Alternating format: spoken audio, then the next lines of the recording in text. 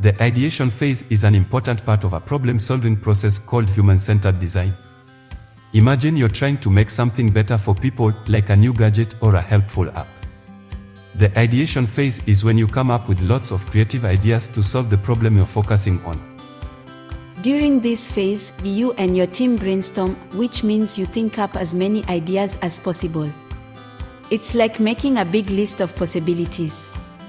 Then you pick out the most interesting and promising ideas from that list.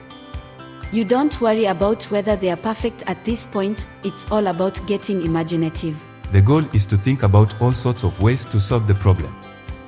This phase helps you find fresh and unique solutions that could make people's lives better. Remember, it's okay if some ideas seem a little wild, sometimes those are the ones that lead to the best solutions. So, the ideation phase is like a big idea party where you let your creativity flow and gather lots of different options. Later on, you'll narrow down these ideas and turn them into something real that can help people in a meaningful way.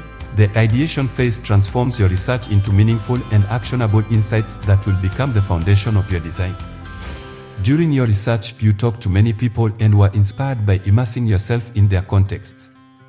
Now that you're back with your design team and starting the ideation phase, it's time to talk about what you've learned. You'll begin by making sense of what you've learned from your design research, drawing from everything you observed and heard from the people you're designing for. Then, you'll identify key themes and insights that will help you define opportunities for design that are differentiated and generative. The ideation phase begins with synthesis, one of the most challenging parts of the human-centered design process. It often takes a design team several weeks to translate learnings into opportunities. For the sake of the time limitations of this course, we have streamlined the synthesis piece of ideation into a few steps that you could conduct over the course of a few hours. The ideation phase of human-centered design involves several important steps to generate creative and innovative solutions to the problem you're trying to solve. Here are some key steps. Gather a diverse team and bring together people with different skills, backgrounds, and perspectives. This diversity can lead to a wider range of creative ideas. Learnings are the recollections of what stood out during a conversation or observation, direct quotes, anecdotes, notes on sounds, smells, textures, colors, etc. Learnings should be communicated in full sentences to capture the story. You'll capture learnings as your team recounts what they observed during research. Themes are created after you have organized the stories from your field research into categories. Did you hear similar statements or observations from multiple people? Themes are the headlines for clusters of similar learnings. Insights are a succinct expression of what you have learned from your field research activities. Insights offer a new perspective, even if they are not new discoveries. They are inspiring and relevant to your challenge. How might we questions are the starting point for a brainstorming session. How might we questions are written in direct response to an insight. These questions feel optimistic and exciting and should help you think of new ideas quickly. Ideas are generated during a brainstorming session.